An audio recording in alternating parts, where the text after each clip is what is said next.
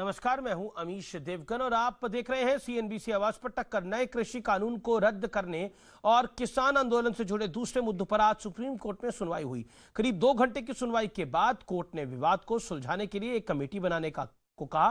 Court ने सरकार के रवैये पर भी नाराजगी जताई। कोर्ट ने कहा कि इस मामले को सरकार जिस तरह देख रही है वो निराशाजनक है। कोर्ट ने सरकार से पूछा कि सरकार कृषि कानून सुधार कानून को रोक रही है या हम रोके। कोर्ट ने आंदोलन में शामिल महिलाओं और बच्चों के शामिल होने पर भी नाराजगी जताई। लेकिन बड़ा सवाल है कि क्या सुप्रीम कोर्ट के दखल के बाद कृषि बिल पर विवाद सुलझ जाएगा। आज इसी मुद्दे पर होगी सीएनबीसी आवाज पर टक्कर। सुप्रीम आदेश से निकलेगा रास्ता। आज सीएनबीसी आवाज में टक्कर में यही सीधा सवाल हम पूछेंगे जो फटकार लगी है केंद्र की सरकार को और टिप्पणी हुई है आंदोलन पे भी।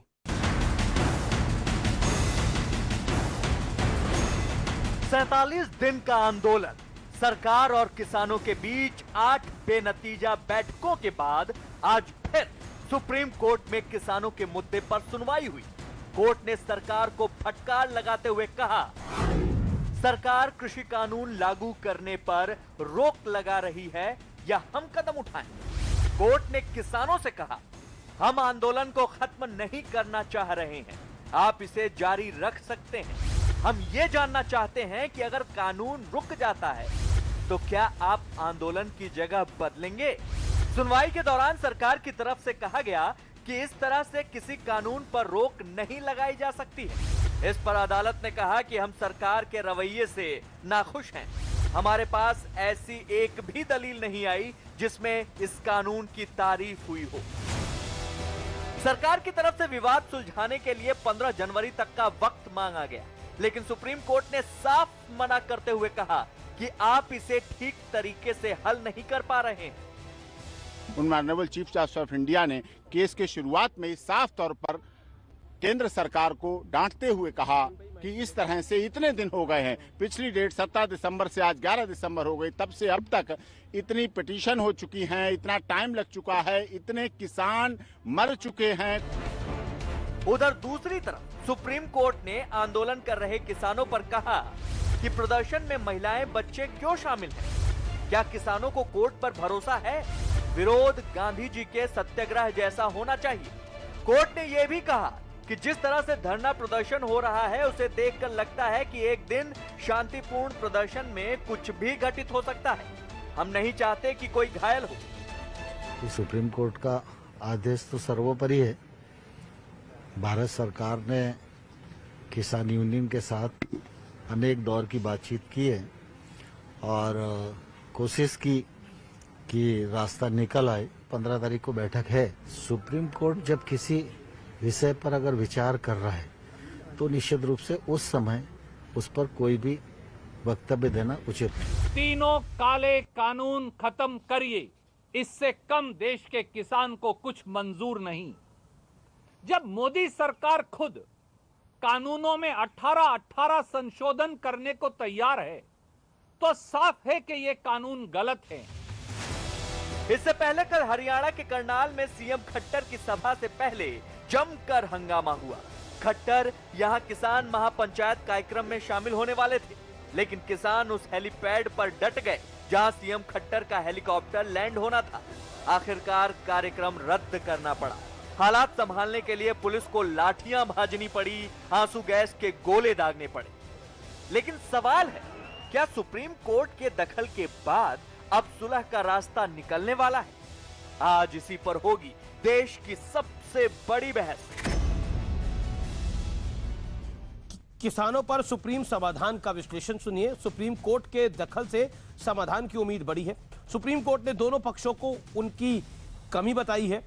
केंद्र शुरू से कमेटी बनाने के प्रस्ताव देती आई है। किसानों को भी खुले मन से बातचीत करनी चाहिए।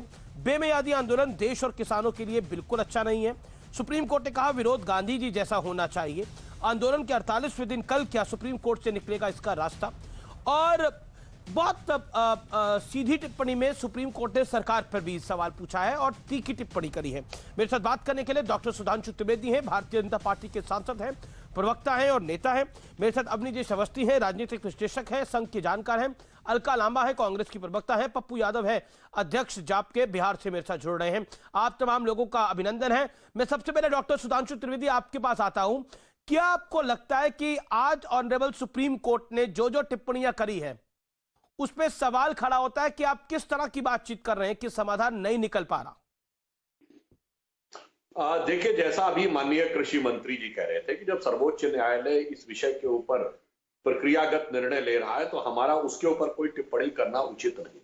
जहां तक सरकार का पक्ष है, हम स्पष्ट करना चाहते हैं कि हम पूरे खुले मन से, ईमानदारी के साथ हर चीज के ऊपर बिंदुवार बात करने को तैयार है।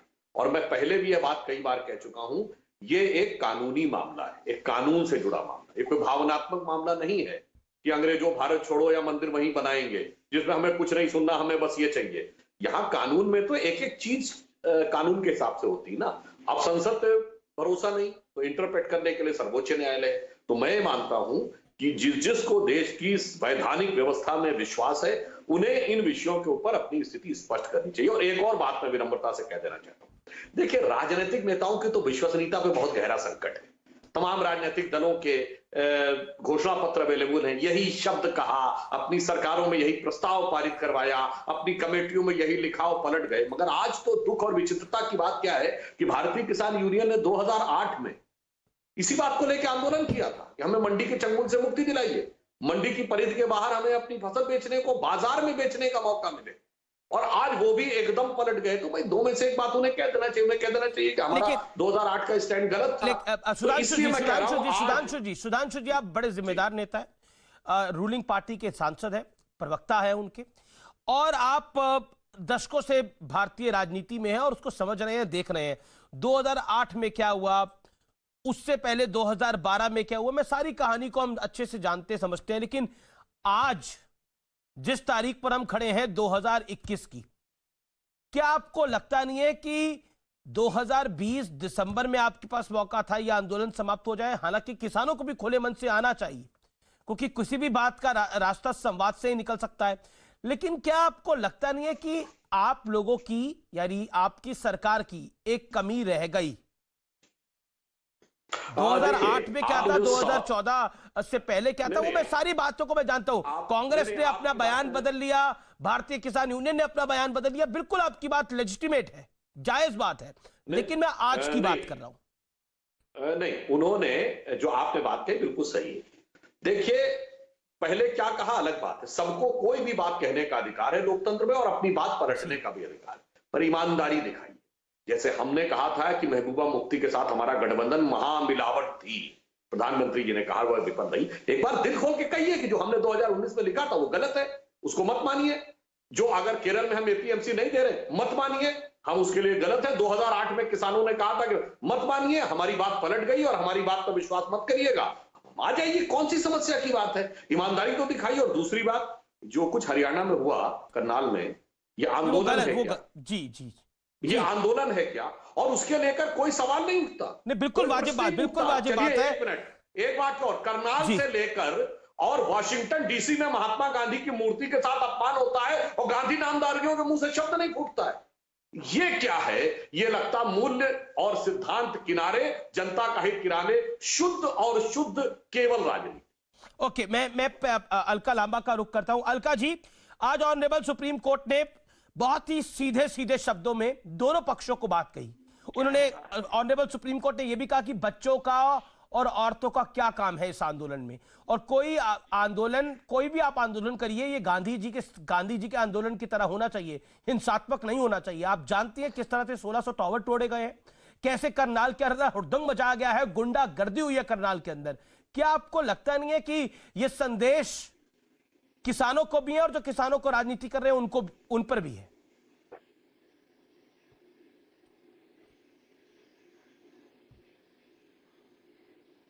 बिल्कुल जी अलका जी।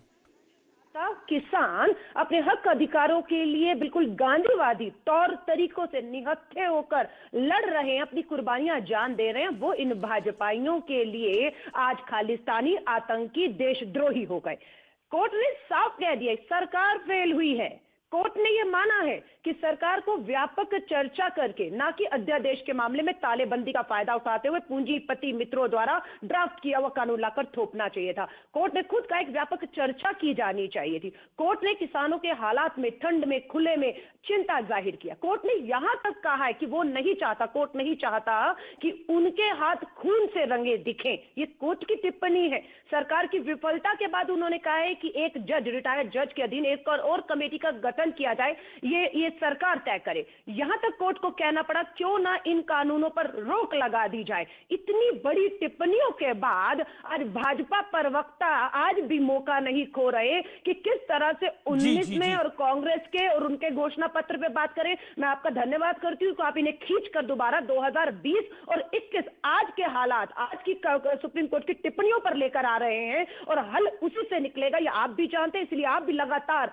इस मुद्दे को गंभीरता से लेकर चर्चा करवा रहे हैं। लेकिन ये लोग, भाजपा के लोग, मानने को तैयार नहीं, अपनी जिद पर आज भी अड़े हुए हैं। और मुझे लगता है अभी भी समय है केंद्र सरकार को, कोर्ट ने जो आज रुख अपनाया उस पर माफी मांगते हुए कोई अपना अहंकार छोड़े, 3 कानूनों को वापस लें, तुरंत कानून किसानों को कहें, संगठनों को कानून बनाए। हम चर्चा कराएंगे पार्लियामेंट में। सुनवाई है कल सुप्रीम कोर्ट में, इस मुद्दे पर सुनवाई है। सरकार का रुख जो है वो सरकार ने आज अपने असिस्टेंट सॉलिसिटर जनरल द्वारा, एजी द्वारा बिल्कुल स्पष्ट रूप से रखा है। लेकिन एक और याचिका दायर हुई है जो किसान पक्ष में है इस कानून के। अब उस पर भी हो सकता है कल सुप्रीम कोर्ट निर्णय कुछ ले, क्या उनको भी शामिल करा जाएगा? क्योंकि ये मामला बड़ा, ये मामला जो है ये अब ऑनरेबल सुप्रीम कोर्ट में है और सुप्रीम कोर्ट ने आज, supreme court has come heavily on government and supreme court ने किसानों के ऊपर भी, खासतौर पर प्रदर्शन पर जो हो रहा है उस पर बड़ी तल्ख टिप्पणी करी है, इसमें भी कोई दो राय नहीं है। क्विकली सुधांशु त्रिवेदी, अलका जी का ऑडियो थोड़ा खराब आ रहा था, को स्काइप लिंक के साथ है, लेकिन आप अपनी बात को रखिए सुधांशु जी। अलका जी ने अच्छी बात कही कि 2021 की बात करें। अलका जी, 2021 में जहां से राहुल गांधी सांसद हैं वहां केरल में एपीएमसी एक्ट क्यों नहीं है? उनको मान लिया, नानी याद आ गई, वो वहां चले गए और तब से तो 2021 में बोलिए ना। उत्तर प्रदेश में सरकार आपकी, देश में सरकार आपकी, और आपको चिंता हो रही है आज राहुल गांधी जी जो सांसद वायनाड केरला से हैं वो अलका जी, अब बीजेपी के साथ साथ सुधांशु त्रिवेदी अपनी बात 40 सेकंड रख ले, फिर आप रख लीजिएगा। पप्पू यादव भी इंतजार कर रहे हैं आप रिटर्न का, अवस्थी साहब भी इंतजार करें। अलका जी मेरा निवेदन स्वीकार करिए। बोलिए सुधांशु, बोलिए। और 2021 में इसी पंजाब में फल और सब्जी पे एपीएमसी क्यों नहीं है? जवाब दीजिए। और फल और सब्जी और खाद्य की सबसे बड़ी, दुनिया की सबसे बड़ी कंपनियां नेस्ले और पेप्सी 40-50 साल से पंजाब में काम कर रही हैं। अगर वो किसानों को खा गई हैं तो आपकी सरकार ने क्या कार्रवाई की है ये बता दीजिए। और अगर नहीं खाया है, उन्हें लाभ हुआ है, तो लाभ दूसरी जगह क्यों नहीं मिलना चाहिए यह बता दीजिए। और तीसरी बात, आपकी सरकार तो कहती थी ना कि 2/3 लोगों को हम खाद्य सुरक्षा में खाना देना चाहते हैं जिनके पास 2 जून का अनाज नहीं है। गौर करिएगा, ये आपकी सरकार ने और हमारी सरकार भी 80 करोड़ लोगों को अनाज दे रही है। तो जो 6 महीने का राशन रखे हुए हैं ये उन 2/3 में से हैं, वो गरीब किसान हैं क्या? हमें दोनों का ध्यान रखना है। पप्पू यादव कुछ कह रहे थे, पप्पू यादव अलका लामा, मैं आपका रुख दोबारा करूंगा, आपके ऑडियो और वीडियो दोनों में दिक्कत आ रही है लगातार। पप्पू यादव बोलिए। मैं एक बात मैं आग्रह, इनको बीजेपी और कांग्रेस का डिबेट ना बनाइए, मेरा रिक्वेस्ट है। इसको किसान का रहने दीजिए, देश के 130 करोड़, जैसे आप इनकी कई बातों को नजरअंदाज करते हैं।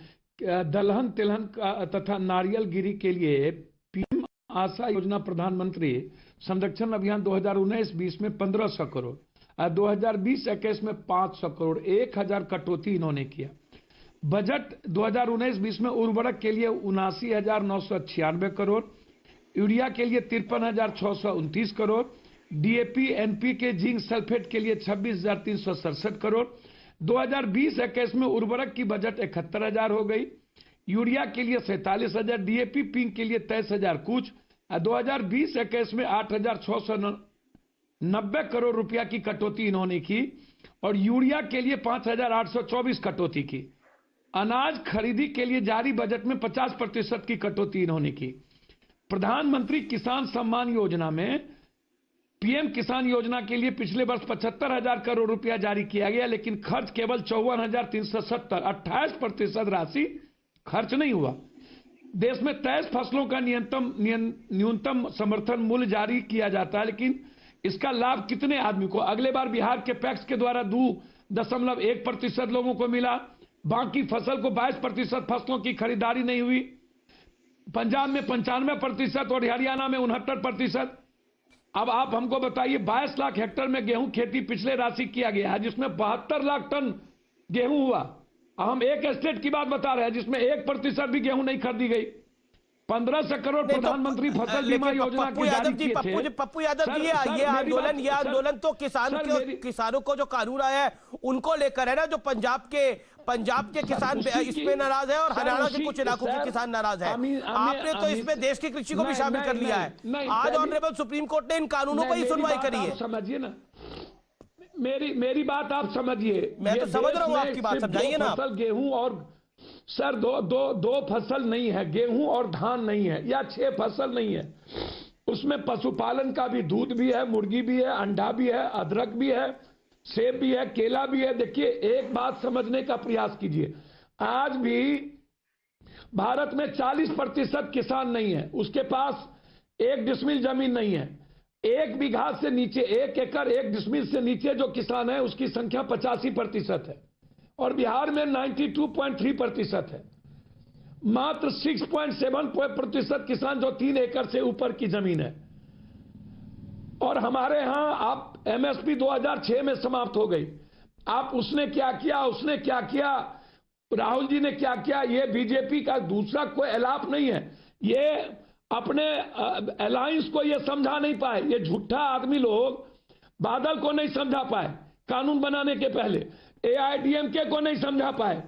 महाराष्ट्र, इनकी लड़ाई बेसिकली क्या है? नोटबंदी आप देखिए, जीएसटी देखिए, कोरोना वायरस देखिए, 7 जमात से नहीं निकलते हैं। इनका मजदूर को इन्होंने समाप्त कर दिया, मजदूर एक्ट समाप्त कर दिया, इनको 2 करोड़ रोजगार की स्थिति आप देखिए। लेकिन तब भी आप जो कारण बता रहे हैं पप्पू यादव जी, आप जो कारण बता रहे हैं उसके बावजूद ये बिहार में चुनाव जीत गए। आप ही के राज्य तो है बिहार, उसके बावजूद जीत गए चुनाव। मेरी बात तो सुनिए। अरे मैं तो आपकी बात को 2.5-3 मिनट से सुन रहा हूं पप्पू जी, आपकी बात ही नहीं समाप्त हो रही। मैं आपसे बड़ी विनम्रता के साथ अमित जी कहूंगा, मैं अमित जी 2 विधायक रहते हुए मणिपुर में इनके सरकार है, जहां सरकार नहीं थी कर्नाटक मध्य प्रदेश में इनकी सरकार हो गई। बिहार में आप नीतीश कुमार जी से पूछिए। और बिहार के बारे में मेरी एक ओपिनियन है आपसे, कि आपको भी पता है कि बिहार अपनी जिंदगी बहुत कम जीता है, न अपने भविष्य की चिंता। 27 लाख लोग पैदल गए बिहार में, क्या स्थिति हुई। और इस चुनाव को आप लोगों ने क्या कहा था? आप बैलेट पेपर पर चुनाव करा लीजिए अमेरिका के तरह, आप ईवीएम समाप्त कर दीजिए और नफरत की राजनीति छोड़ दीजिए, ये जात पात की। आज पप्पू यादव जी, सुधांशु त्रिवेदी, आप बड़े डायमेंशन में लेके जा रहे हैं। पप्पू यादव सुधांशु त्रिवेदी को जवाब देना चाहते हैं, ठीक है? यादव जी आपने अपनी बात को रख लिया, अब सुधांशु त्रिवेदी जवाब दे ले। सर, पप्पू यादव जी ने कहा कांग्रेस बीजेपी मत जाइए, इन्होंने सब्सिडी किसान के मुद्दे पे रही है।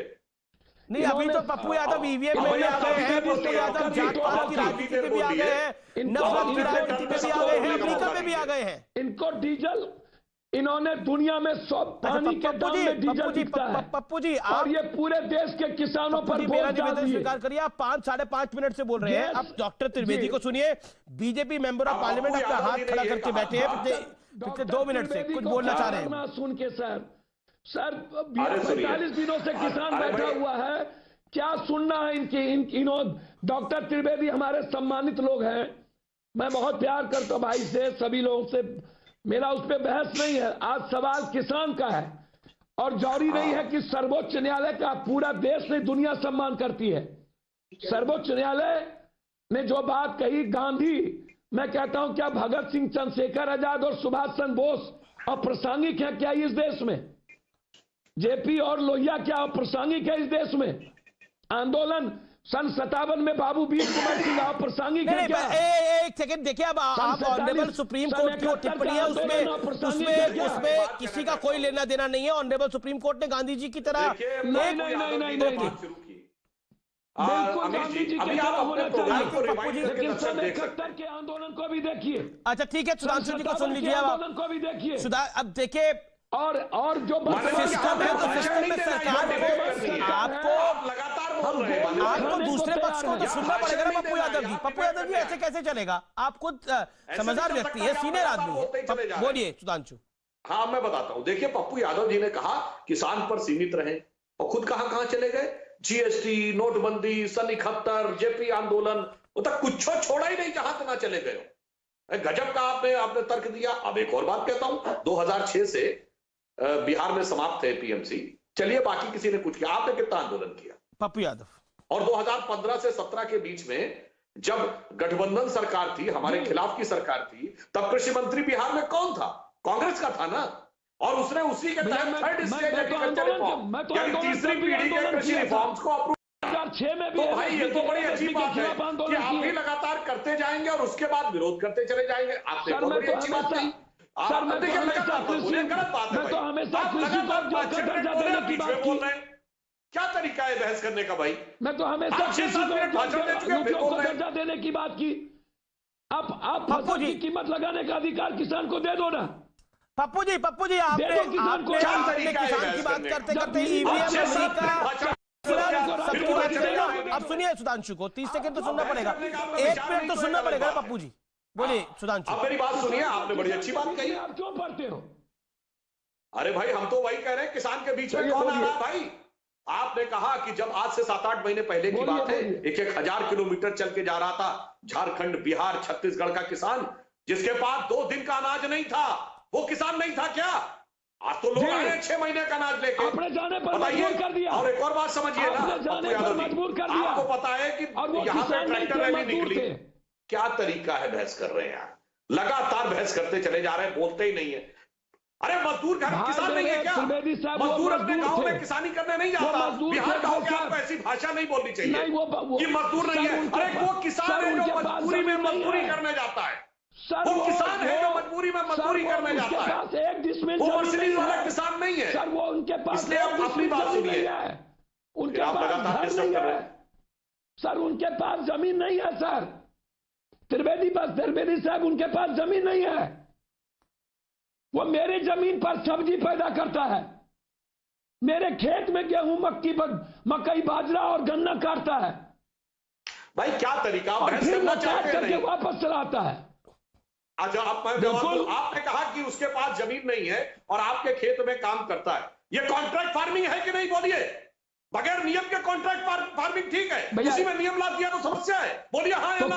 अभी आपने बोला कि जमीन नहीं है मगर मेरे खेत में खेती करता है, ये कॉन्ट्रैक्ट फार्मिंग नहीं तो क्या है? बोलिए।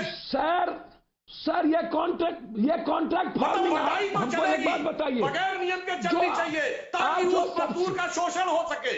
आप मगर अगर उसमें नियम ला दिया जाएगा तो समस्या है। वो किसान आप जो कॉन्ट्रैक्ट फार्मिंग में त्रिपक्षीय समझौते का प्रावधान भी है। मालिक, खरीदार और आपको नहीं पता है। कोई भी किसी भी फसल की क्षतिपूर्ति उन बटाईदारों को, सीमांत किसान को नहीं मिलता है, वो जमींदारों को मिलता है। बगैर नियम के चल रहा है। नियम बना दिया तो समस्या हो गई। महाराष्ट्र में चल रहा है कई सालों से, नियम बना दिया समस्या हो गई। जवाब आपने नहीं दिया। कितने दिन से चल रहा है बिहार में और 2015-17 में कांग्रेस के कृषि मंत्री उसको अप्रूव करते हैं। देखिए सभ्यता से बहस करिए।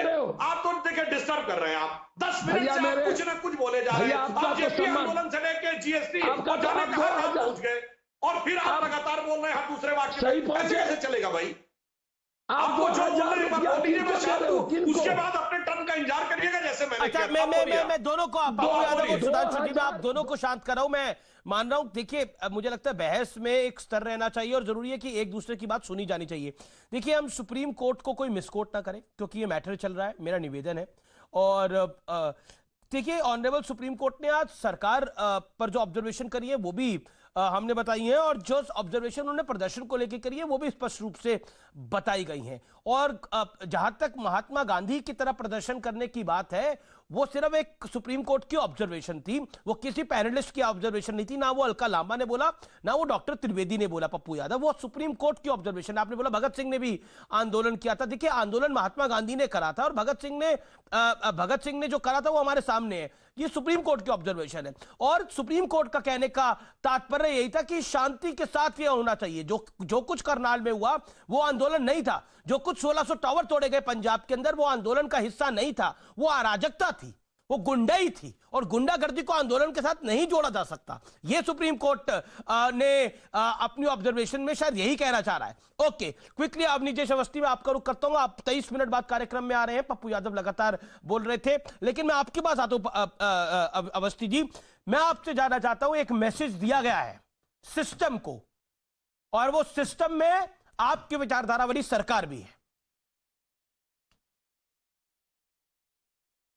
अमीश जी, सर्वोच्च न्यायालय जो भी निर्णय सुनाता है वो सर माथे पर, बिना किसी कॉमा के, बिना किसी फुल स्टॉप के, बिना किसी इफ एंड बट के।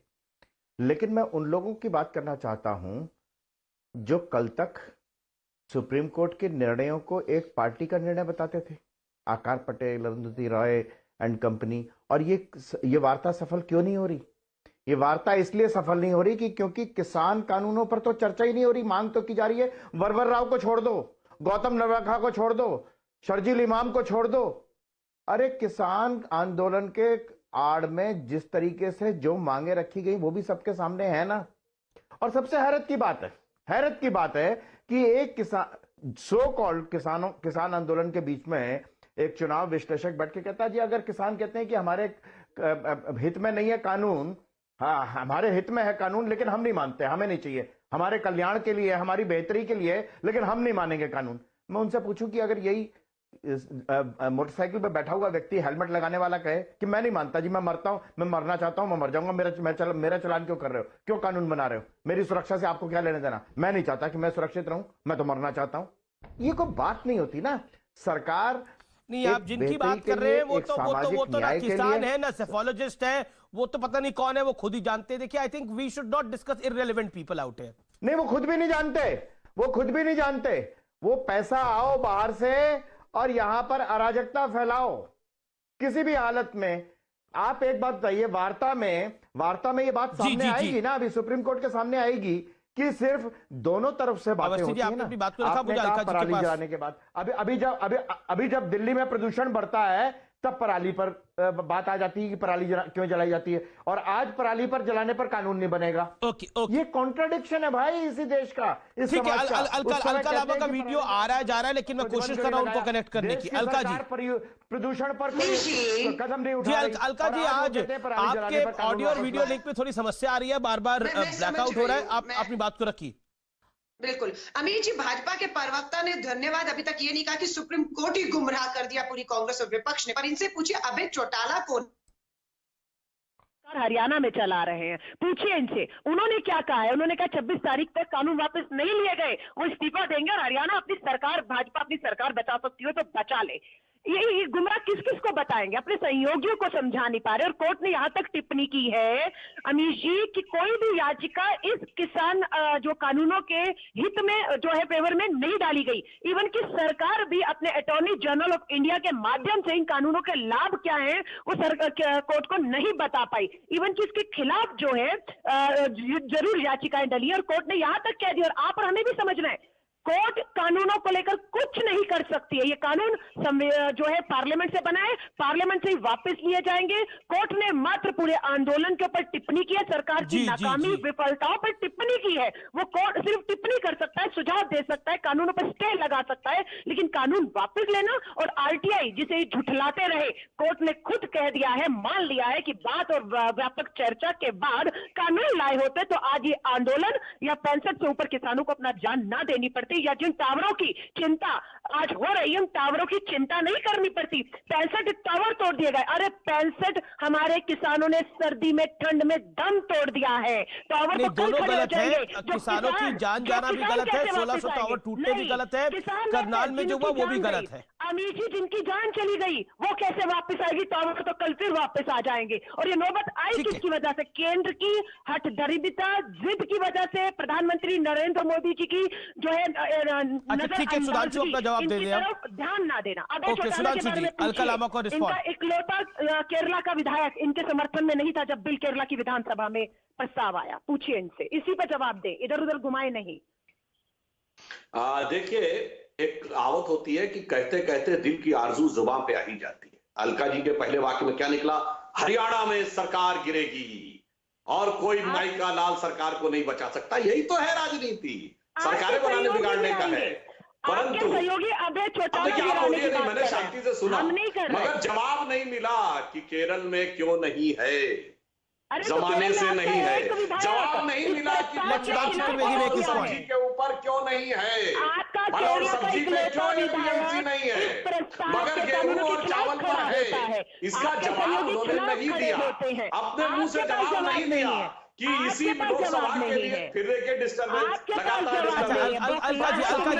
अलका जी आपने अपनी बात को रख लिया, आप सुधांशु अपनी बात को 40 सेकंड रख लिया, फिर आप रखिएगा, एक एक करके बोलिएगा।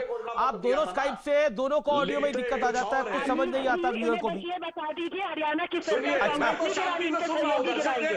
मैं अपने टर्न का इंतजार करता हूँ और ये बीच में बोलते हैं, जब डिस्टर्बेंस होता है तो ऐसे ही आदमी बीच में बोलता है।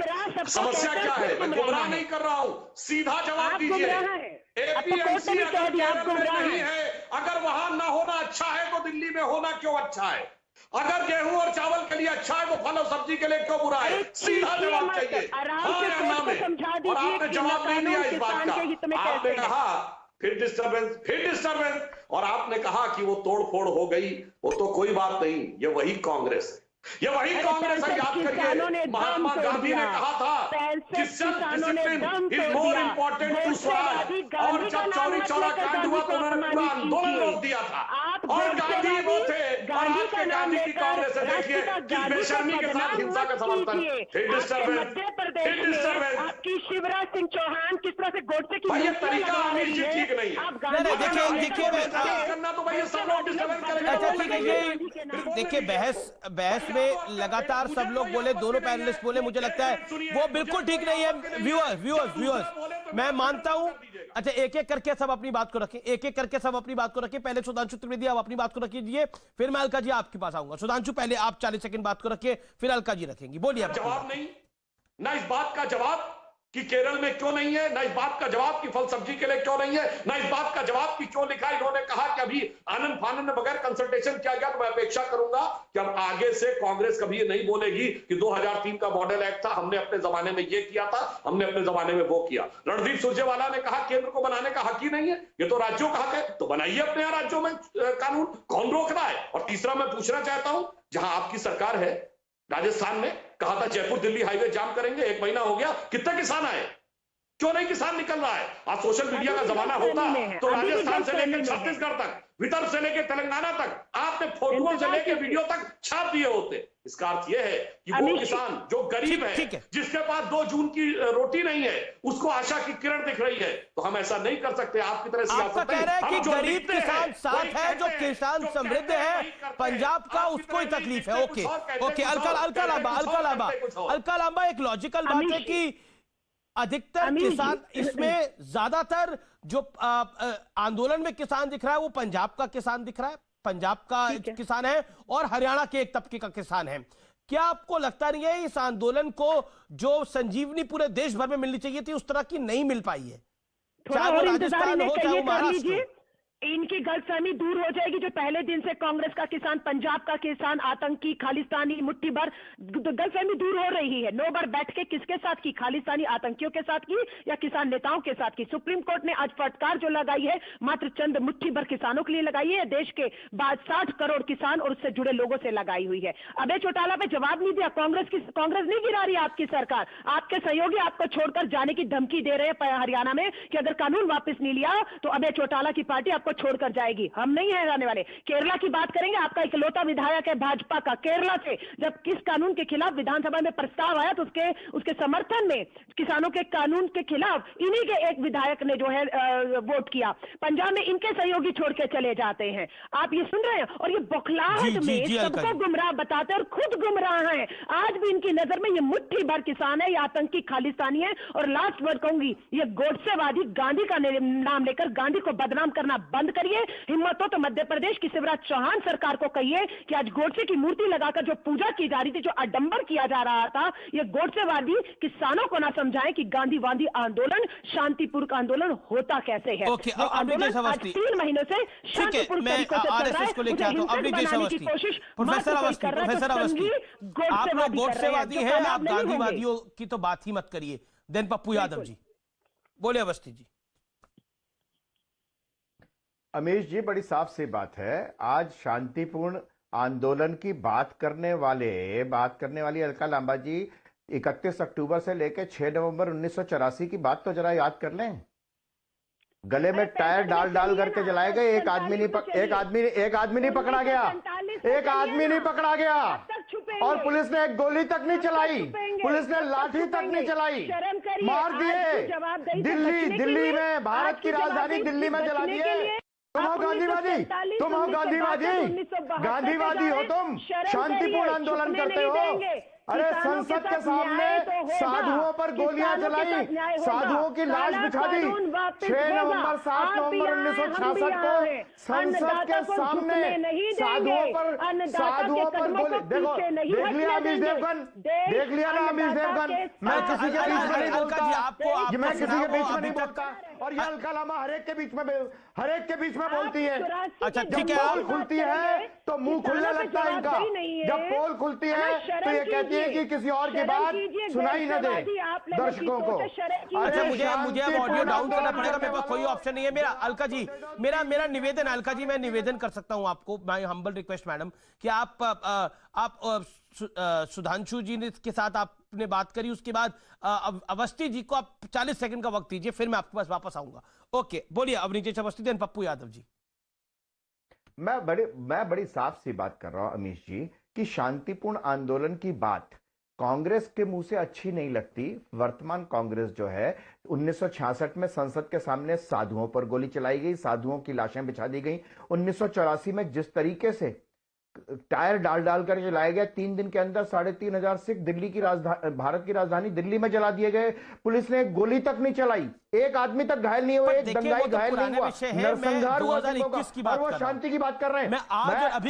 अमीश जी, नहीं अमीश जी, अरे मैं आज गांधी और गोडसे आज की बात थोड़ना है, इसलिए मैं कह रहा हूं आपको। मैं बात कह रहा हूं कि सिंपल सी बात यह है कि जब बात आ जाएगी कि सरकार ने कहा कि आपको इन कानूनों पे किन बिंदुओं पर असहमति है, आप बताइए। आपकी जहां शंकाएं हैं, जहां आशंकाएं हैं, जहां पर आपको शक-शुबा है, हम उसको सॉल्व करने के लिए राजी हैं। हम आपकी शंकाएं दूर करने को राजी हैं। कानून वापस लीजिए, इसके अलावा कोई बात नहीं होगी। कानून क्यों वापस लीजिए? क्योंकि वरवर राव के लिए आंदोलन चलाना है। पप्पू यादव देखिए, किसी भी संवाद से निकलता है और संवाद में यह कहा जाए कि आप रिपील ही करिए, कानून कैंसिल ही कर दीजिए, फिर हम बात करेंगे, तो यानी बातचीत को कोई आगे नहीं बढ़ाना चाह रहा। अमीश बाबू जी, पप्पू जी, अमीश बाबू जी, एक बात समझिए कि इस देश में जो आप बार बार पंजाब हरियाणा की बात करते हैं, ये बिल्कुल गलत है। एक तो समझिए कि 40% हिंदुस्तान के लोगों के पास 1 डिसमिल जमीन नहीं है। दूसरी बात, बिहार में 92.3 और भारत में 85 से 87% लोग ऐसे हैं जिसके पास 1 बीघे से नीचे जमीन है, जो अपना फसल 400, 600, 700, 800 रुपये में खेतों में और दरवाजे आते आते बिचौलियों को बेचकर कमाने चला जाता है। ये जो पंजाब के किसान हैं जो मंडी के साथ टैक्स देते थे, जो हरियाणा के किसान हैं जो मंडी के साथ टैक्स देते थे, जिनका सरकार मंडी और किसानों के साथ कोलैबोरेशन था, 1867 रुपया टैक्स देने के बाद उनको लगता था कि एक रेस्पेक्टेबल हम जो मेहनत करते हैं वो मेरे घर को आता है। आप इसको सोचिए, फ्यूचर क्या है पंजाब हरियाणा का। लगभग जो उत्तर पश्चिम के लोग हैं, आप अभी भी 800 रुपया धान बिकता है। मेरे यहाँ 1,24,000 लगभग टन धान हुआ है, 1,24,000, जिसमें सरकार ने कही है 40,000 ही मात्र आपको खरीदारी करनी है। सर मेरी बात समझिए, मैं एक सर टाइम लिमिट है मेरे साथ। अनिल जैन भी कुछ देर में जुड़ेंगे। यादव जी आप देखिए पप्पू यादव जी, आप बड़े सारे आंकड़े लेके आए थे, मेरा भी एक आंकड़ा सुन लीजिए ना। क्या ये सच है? अच्छा ठीक है, बोल लीजिए। क्या ये सच है कि 15 सेकंड दे दीजिए। 2014 तक 650 करोड़ की दलहन खरीदी गई और उसके बाद आपको समय दूंगा आगे। अवस्थी जी, पप्पू यादव को 20 सेकंड दे दीजिए और 20 सेकंड गिन के। और गोडसे और गांधी पे बोलिए। मैं दूसरी बात 60 किसान, मैं गोडसे गांधी में नहीं फंसूंगा प्लीज। आज सवाल सन 57, 47 और 71 के बाद ये सबसे बड़ी लड़ाई है किसानों की। ये 130 करोड़ हिंदुस्तानियों की लड़ाई है। ये कुछ नहीं कहते हैं, ये अपने फैमिली परिवार को कोई इस्तेमाल नहीं करता है। आज 12 घंटा किसी नेता का परिवार कहीं बैठता है, कोई घटना घटित होती है तो कानून बदल जाता है, पूंजीपतियों के लिए अध्यादेश ले आता है। लेकिन जब अच्छा ठीक है मजदूरों को एक्ट को बदले, अवस्थी जी आप अपनी बात को रखिए। अभिजीत अवस्थी आपके 40 सेकंड है, please make your point. Abhijeet Awasthi make your point. Pappu Yadav. अच्छा अब पप्पू यादव जी सुन लीजिए ना, आप पप्पू यादव जी सुन लीजिए, पप्पू यादव जी सुन लीजिए कि ये अन्नदाता, ये किसान आलू उगाता है और आलू की उसको कोई कीमत नहीं मिलती, उसको सड़क पर फेंकनी पड़ती है।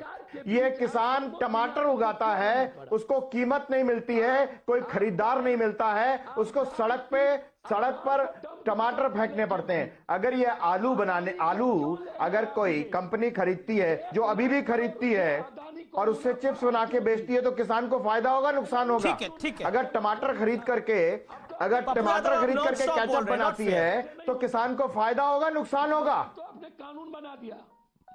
नहीं, आप एक बात बहुत क्लियर है, अब तो आपने कानून बना दिया।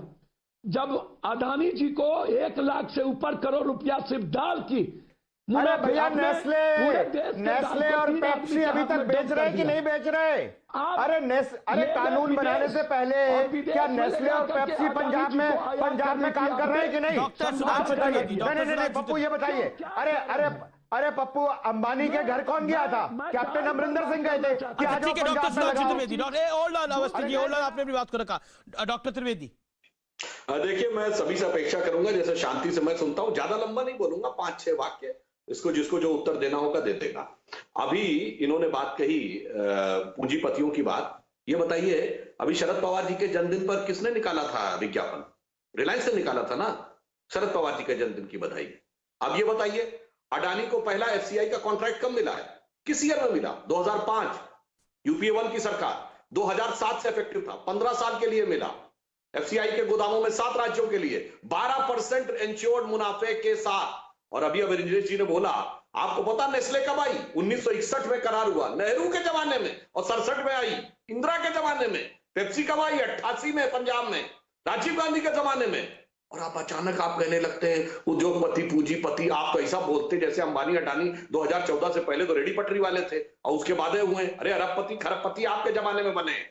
याद करिए, वो पूरा गिना सकता हूं, 70 का दशक, 80 का दशक, 90 का दशक, कैसे लोग कहां से पहुंचे। दूसरी बात, मैं एक और बात कहना चाहता हूं। अभी बहुत अच्छी बात कही पप्पू जी ने, 1 बीघा से कम के किसान है 40% से कम। पप्पू जी दिल पे हाथ रख के कहिए, जिसका 1 बीघा से कम जमीन है, उसे ले जाकर अगर मंडी में बेचना होगा। Doctor Anil Jain joins me after this. मुनाफे का सौदा है। Alka ji, doctor Trivedi, you made your point. Bhajpa के प्रवक्ता एक बार फिर गुमराह कर रहे हैं।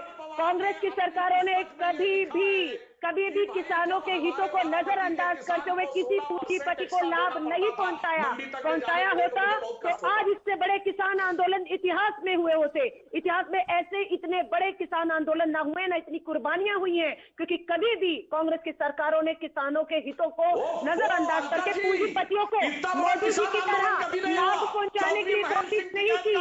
इन कानूनों पर चर्चा होती रही, कभी भी इस तरीके से अध्यादेश के माध्यम से तालेबंदी का लाभ उठाते हुए आपदा में अवसर का लाभ लाभ उठाते हुए अपने पूंजीपति मित्रों को लाभ पहुंचाने की कोशिश, शर्म आनी चाहिए इन्हें, शर्म आनी चाहिए इन्हें। पूंजीपतियों को सर्वोपरि, उनके हितों को सर्वोपरि रखते हुए आज दोनों प्रवक्ता पूंजीपतियों के पक्ष में बोल रहे हैं। किसान के लिए बोलने के लिए भाजपा का एक भी प्रवक्ता नहीं मिलेगा जो किसानों के लिए बोल रहा हो, पूंजीपतियों के लिए बोल रहे हैं, उनकी चिंता है। लेकिन कांग्रेस ने कभी भी किसानों के हितों के ऊपर कभी भी। मेरे साथ डॉक्टर अनिल जैन इस समय जुड़ रहे हैं। आपका अभिनंदन है, सांसद है भारतीय जनता पार्टी के। डॉक्टर अनिल जैन, मेरा पहला सवाल आपसे यही है कि आप काफी देर से एक तो इंतजार कर रहे हैं, कुछ टेक्निकल दिक्कत आ गई थी, लेकिन आपने खुद बयान दिया था कि झूठ को प्रचारित करके और भ्रम फैलाकर आंदोलन खड़ा किया जा रहा है, लेकिन सरकार इस भ्रम जाल को क्यों नहीं तोड़ पा रही? आज सुप्रीम कोर्ट ने भी तल्ख टिप्पणी करी है। देखिए, जहां तक आंदोलन का विषय है, सरकार, और एक बार नहीं अनेक बार सरकार ने कहा है कि सरकार किसानों के हित के साथ प्रतिबद्ध है, किसानों के हित पर कोई कुठाराघात सरकार नहीं होने देगी, ये बात तय है। एक बात, अब किसान आंदोलन में जो लोग किस कारण से जुड़े हैं उसके तमाम अलग अलग पहलू हैं। मैं नहीं कहता कि वो सब कारण निरर्थक हैं, लेकिन सरकार ने जब कहा है कि हम एक एक क्लॉज पर वार्ता करने को तैयार हैं, 1 to 1 क्लॉज पर आप बात करिए और आपकी जो समस्या है, जो भ्रम है, उसको हम निवारण करेंगे। लेकिन इसके साथ ये जिद क्यों कि पहले कानून वापस लो तब हम बात करेंगे, तब हम आगे बढ़ेंगे, सुप्रीम कोर्ट ये में चला गया है, होने का कोई अभिप्राय नहीं। लेकिन अब सीएम खट्टर ने किसान महापंचायत वाले दिन हालात काफी बिगड़ गए, कार्यक्रम तक रद्द करना पड़ा। क्या आपको लगता है कि ऐसी नौबत क्यों आई है आखिर? देखिए, मैं बता दूं, माननीय सुप्रीम कोर्ट ने जिस प्रकार की आज टिप्पणी की है, मैं एक एक टिप्पणी को आप ध्यान से देखिए। जो हम बात कह रहे थे, जो सरकार बात कह रही थी, माननीय सुप्रीम कोर्ट ने भी वही बात कही है कि आंदोलन कहाँ होना चाहिए, आंदोलन में बुजुर्ग, महिलाएं, बच्चे लाने चाहिए क्या, आंदोलन किन बातों पर आंदोलन हो रहा है उनकी मेरिट पर आप चर्चा करिए। सरकार ने 8 राउंड की बात करी है, सरकार अगर गंभीर नहीं होती तो 8 राउंड की बात क्यों करती? डॉक्टर जैन, सुप्रीम कोर्ट ने आप सुप्रीम कोर्ट के ऑपरेटिव पार्ट को उठा रहे हैं, जो उन्होंने ऑब्जर्वेशन दी, लेकिन उन्होंने ये भी ऑब्जर्वेशन दी कि सुप्रीम कोर्ट ने बातचीत पर सवाल उठाए हैं, मामला ठीक से संभाला नहीं गया, ये भी सुप्रीम कोर्ट ने कहा है। सरकार कानून रोकेगी या हम रोके, ये भी सुप्रीम कोर्ट ने कहा है। किसानों की परेशानी पर कमेटी बने, ये भी सुप्रीम कोर्ट ने कहा है, जो बात आप लोग भी कह रहे थे, लेकिन मामले को ठीक से नहीं संभाला गया। सुप्रीम कोर्ट ने बातचीत पर सवाल उठाए कि आपने अभी तक किया क्या है?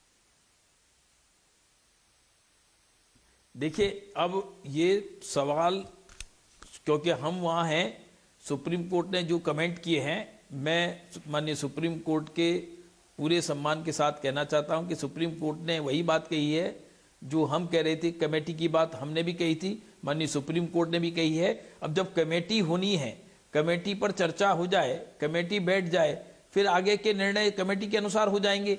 लेकिन ये जिद कर बैठना, ये कहीं ना कहीं भ्रम फैलाने वालों की, कांग्रेस पार्टी के मीडिया चीफ और सोनिया गांधी के एडवाइजर जो है, विरोध करिए। कांग्रेस पार्टी के महासचिव और सोनिया गांधी के एडवाइजर रणदीप सिंह सुरजेवाला ने कहा है कि जब 18 संशोधन के लिए सरकार तैयार हो गई है तो यानी कानूनी फॉल्टी है, तो इस फॉल्टी कानून को सरकार ढो क्यों रही है? क्योंकि लगातार कांग्रेस कह रही है कि भारतीय जनता पार्टी की सरकार की चूल्हे हिला दी है इस कानून पर जो आंदोलन किसान का खड़ा हुआ है। देखिए, रणदीप सुरजेवाला और कांग्रेस की और इनकी पार्टी कांग्रेस ने अपने शासनकाल में क्या किया? किसानों की सबसे ज्वलंत मांग थी स्वामीनाथन आयोग की रिपोर्ट को लागू करना। 2006 में रिपोर्ट आ गई, ये बैठे रहे 14 तक, 8 साल ये बैठे रहे। ये किस लिए बैठे रहे जी? अगर इन्होंने किसानों का हित करना ही नहीं था। हमने, हमारी सरकार आने के बाद, माननीय नरेंद्र मोदी जी की सरकार आने के बाद, स्वामीनाथन आयोग की रिपोर्ट के अनुसार एमएसपी 1.5 गुना की गई। किसानों की लागत कैसे कम हो, किसानों को ठीक प्रकार से नीम कोटेड यूरिया के माध्यम से फर्टिलाइजर कैसे मिले और जिस पर दंगे फसाद ना हो। हमेशा दंगे फसाद होते। मेरा बड़ा सवाल यह है कि हरियाणा में क्या इसका बड़ा पॉलिटिकल नुकसान होगा? क्योंकि ऐसा भी माना जा रहा है कि आपके सहयोगी यानी जो जेजेपी है वो भी बड़ी आंखें दिखा रही है इसको लेकर, सरकार भी निपट सकती है क्या? देखिए ऐसा ये राजनीतिक मुद्दा नहीं है, ये किसानों के हित का मुद्दा है और इस पर राजनीति करने वाले लोग इसमें तरह तरह की बात फैलाने की कोशिश कर रहे हैं। जैन साहब, डॉक्टर जैन, आप हरियाणा के प्रभारी भी है, इसलिए मैं पूछ रहा हूं, अकाली दल आपका सहयोगी रहा, जेजेपी आपकी सहयोगी है, वो सवाल खड़ा कर रही है। देखिए ऐसा अकाली दल की अपनी क्या राजनीतिक मजबूरी रही, हर पार्टी अपने प्रदेश के अनुसार अपनी नीति तय करती है, वो जाने। हमने अंत तक उनको समझाने की, चौटाला साहब की पार्टी पर आप क्या बोलते हैं? और जेजेपी नहीं, दुष्यंत चौटाला की पार्टी पर आप क्या बोलते हैं? कौन से चौटाला ने स्टेटमेंट दिया है? जेजेपी मैं तो बोल रहा हूं, चौटाला की पार्टी हमारे साथ है। सुनिए, जेजेपी ने दुष्यंत चौटाला का स्टेटमेंट था कि हम एमएसपी खत्म नहीं होने देंगे।